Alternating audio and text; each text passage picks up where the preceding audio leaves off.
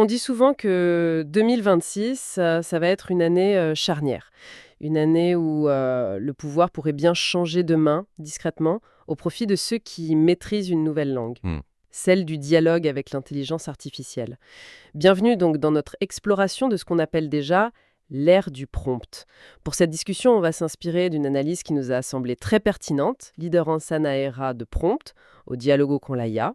Oui, un texte assez éclairant. Notre objectif aujourd'hui, c'est de comprendre comment cette interaction homme-machine est en train de redéfinir le leadership, la prise de décision.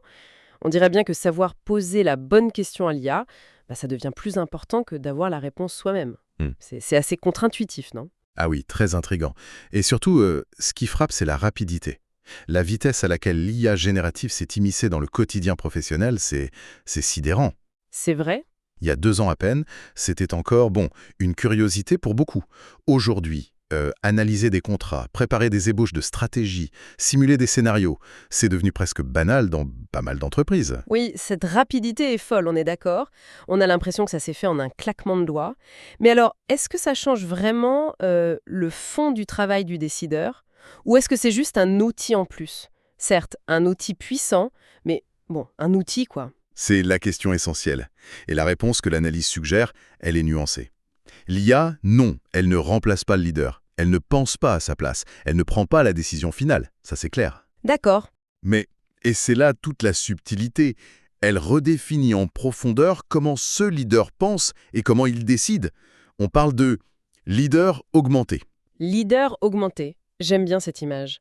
Ça suggère que l'humain garde le contrôle, mais avec des capacités amplifiées. C'est exactement ça.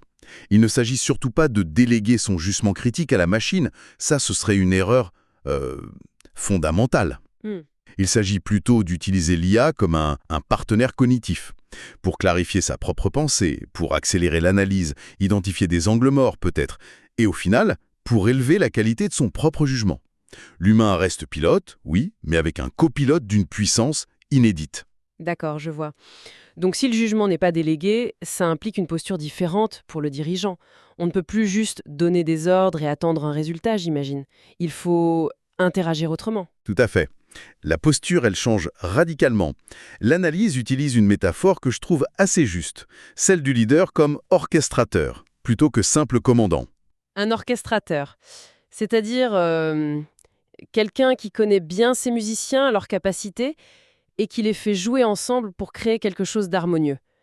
Appliqué à l'IA, ça donnerait quoi concrètement?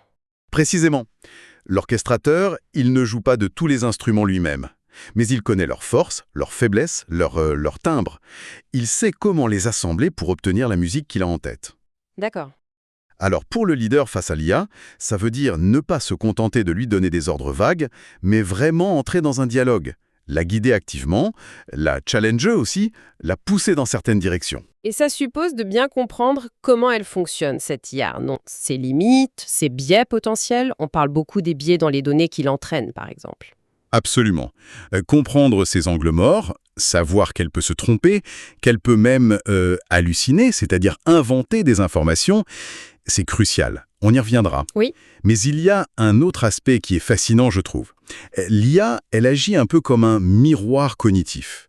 Pour obtenir une réponse vraiment utile et précise de la machine, eh bien le leader est obligé de formuler sa propre demande avec une clarté exemplaire. Il doit définir son objectif, décomposer le problème, clarifier ses hypothèses. Ah, donc en fait, en cherchant à bien briefer l'IA, on est oublié d'affiner sa propre pensée. C'est l'outil qui nous force à être plus rigoureux nous-mêmes, en amont. C'est exactement ça. C'est un effet secondaire, mais un effet puissant. Cette exigence de clarté pour la machine, elle rejaillit sur la clarté de la pensée humaine. Et c'est pour ça que l'une des erreurs les plus fréquentes et les plus dommageables, c'est de confondre l'IA générative avec un simple moteur de recherche, même très puissant. Ah oui, le fameux réflexe Google amélioré. On pose une question vite fait, un peu vague, et hop, on attend la réponse parfaite, instantanée. Mais si je vous suis bien, ça ne marche pas du tout comme ça. Pas du tout, non. Question vague égale réponse vague. C'est presque mécanique. Un prompt mal formulé, qui manque de contexte, ça donne des conclusions superficielles. Au mieux, voire trompeuses.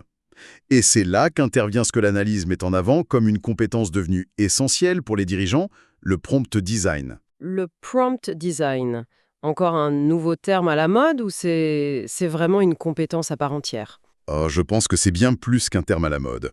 C'est vraiment l'art et la science aussi de concevoir des instructions pour l'IA qui soient précises, structurées, riches en contexte et surtout clairement orientées vers un objectif. Savoir découper une tâche complexe en sous-étapes que la machine peut comprendre, spécifier le format de réponse attendu, indiquer le ton, le public visé, les contraintes. Hmm. C'est presque une nouvelle forme de rhétorique, vous voyez, une nouvelle façon de communiquer sa pensée pour obtenir le meilleur d'un partenaire non humain. L'analyse va même jusqu'à parler de nouvelle grammaire du pouvoir. Nouvelle grammaire du pouvoir. L'expression est forte, c'est vrai. Ça veut dire que celui qui la maîtrise tire une valeur énorme de l'IA, et celui qui l'ignore, il reste un peu à la surface des choses. C'est tout à fait l'idée. Et cette maîtrise, elle implique aussi de ne pas être naïf sur ce qu'est l'IA. Il y a une autre analogie intéressante dans ces textes, celle des stagiaires numériques. Des stagiaires numériques. Ah, celle-là, je ne la connaissais pas. Qu'est-ce que ça signifie? Eh bien, ça veut dire que l'IA, même si elle a des capacités impressionnantes et qu'elle est toujours disponible, elle peut parfois se comporter un peu comme une équipe de jeunes recrues très douées, incroyablement rapides, créatives, capables de générer beaucoup de choses, Oui. mais manquant parfois de cohérence, de profondeur, de recul critique, voire de simple bon sens. Comme des stagiaires brillants, en somme. Elles ont besoin d'un encadrement clair, d'une supervision attentive. D'accord, donc le rôle du leader, ça devient aussi celui d'un mentor pour ces IA. Il faut les briefer très précisément, on l'a dit, mais aussi vérifier systématiquement ce qu'elles produisent. On ne peut pas juste leur faire confiance les yeux fermés. C'est absolument la clé. Un cadrage précis en amont, c'est indispensable. Mais la vérification systématique en aval, elle l'est tout autant.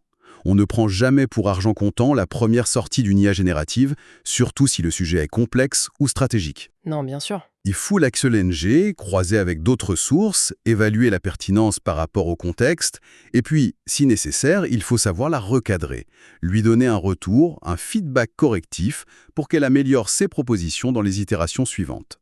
Ça demande une discipline de fer, en fait. Ce n'est pas du tout un bouton magique sur lequel on appuie et puis voilà. Absolument pas. C'est vraiment à double tranchant. Sans cette méthode cadrage, vérification, itération, on risque de se faire submerger par le volume d'informations générées, pas toujours fiable d'ailleurs, et finalement de perdre plus de temps qu'on en gagne. Oui, le risque de noyade. Exactement. Mais avec cette discipline, cet esprit critique constant, alors là, oui, l'IA peut devenir un assistant extraordinaire. Celui qui décuple la capacité d'analyse, qui explore des pistes auxquelles on n'aurait pas pensé et qui libère du temps pour se concentrer sur ce qui relève vraiment du jugement humain, de la décision. Et cette nécessité de vérifier, elle est d'autant plus cruciale avec ce fameux phénomène dont on parlait ici, les hallucinations. Cette capacité assez déroutante des IA à inventer des faits, des chiffres, des sources, parfois avec un aplomb incroyable. Oui, c'est un risque bien réel et bien documenté. Il faut comprendre que ces modèles de langage, ils sont optimisés pour générer du texte plausible, cohérent, pas nécessairement pour la vérité factuelle au sens strict. Donc oui, ils peuvent fabuler et de manière très convaincante. Mais, comme le souligne l'analyse, le vrai danger, ce n'est peut-être pas tant l'erreur de l'IA en elle-même, après tout. Les humains aussi font des erreurs. Le danger réside plutôt dans la confiance excessive, voire aveugle, qu'on pourrait lui accorder. Justement, parce qu'elle sonne tellement sûre d'elle, tellement intelligente. C'est ça. D'où le besoin absolu de cultiver un scepticisme méthodique. Vérifier les infos clés, recouper les données critiques via des sources indépendantes, fiables, questionner les affirmations qui semblent trop belles ou trop simples. Alors oui, il existe des approches techniques pour limiter ce risque, comme les systèmes RAG, Retrieval Augmented Generation, Oui, qui forcent l'IA à baser ses réponses sur une base de données spécifique et contrôlée plutôt que sur sa formation générale. C'est utile, mais même avec ça, la vigilance humaine reste le dernier rempart. Utiliser l'IA sans ce contrôle critique systématique, c'est, pour reprendre les mots de l'analyse, prendre le risque de céder sa souveraineté intellectuelle. souveraineté intellectuelle. Le terme est fort, mais il marque bien l'enjeu. Et cet enjeu, il risque de devenir encore plus critique avec la prochaine vague annoncée, celle des agents IA autonomes. Là, on ne parle plus seulement d'IA qui répondent à nos questions, mais de systèmes capables d'agir de manière proactive. C'est la prochaine frontière, oui, manifestement. Des systèmes qui seraient conçus pour, par exemple, surveiller en continu l'environnement concurrentiel, analyser les tendances de marché qui émergent, identifier des risques potentiels, qu'ils soient opérationnels ou stratégiques, et tout ça avec une intervention humaine minimale, voire en prenant eux-mêmes certaines initiatives. Ça paraît à la fois incroyablement utile et un peu vertigineux, je dois dire. Une aide formidable pour naviguer dans la complexité ambiante, mais où s'arrête l'aide et où commence la délégation de jugement, justement? C'est tout le défi. Le potentiel est immense, il faut le reconnaître. Imaginez un agent qui scanne des milliers de sources pour détecter des signaux faibles pertinents pour votre secteur, qui vous alerte sur une menace ou une opportunité que vous n'auriez jamais perçue seul. Le gain en réactivité, en anticipation pourrait être considérable. Bien sûr, hein. Mais ça pose immédiatement la question du discernement. Oui, si une IA commence à filtrer l'information pour moi, à décider ce qui mérite ou non mon attention de dirigeante, est-ce que je ne suis pas en train de lui confier une part cruciale de mon jugement stratégique? Comment on trouve l'équilibre? C'est la question centrale, et elle n'a pas de réponse simple. L'analyse suggère une ligne directrice intéressante, utiliser sans céder, c'est-à-dire utiliser la puissance de ses agents pour élargir son champ de vision, pour traiter des volumes d'infos impossibles à gérer humainement. D'accord. Mais conserver impérativement la capacité critique de questionner leurs analyses, de comprendre leurs limites parce qu'ils en auront, c'est certain, et, in fine, de prendre la décision finale en pleine conscience. En intégrant le rapport, oui, mais sans jamais en devenir dépendant.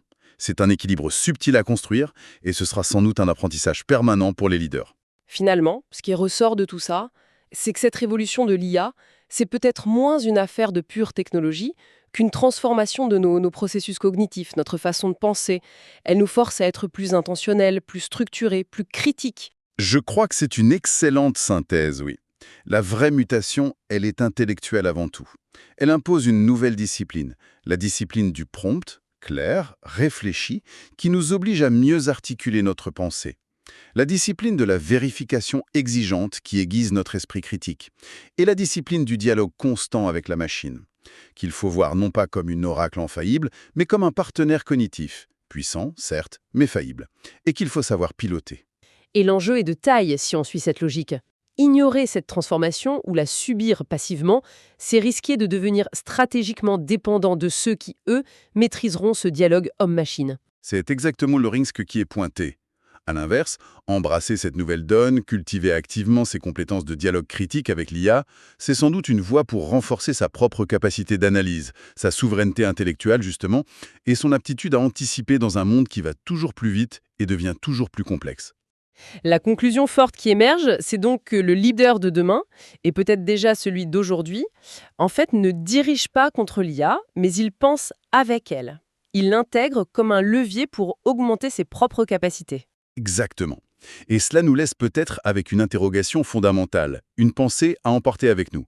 Si le pouvoir demain appartient vraiment à ceux qui savent dialoguer avec l'intelligence artificielle, alors la question devient comment s'assurer que ce dialogue augmente notre intelligence collective, notre créativité, notre discernement, bref, qu'il augmente notre humanité, plutôt que de l'éroder ou de nous rendre passivement dépendants de la machine.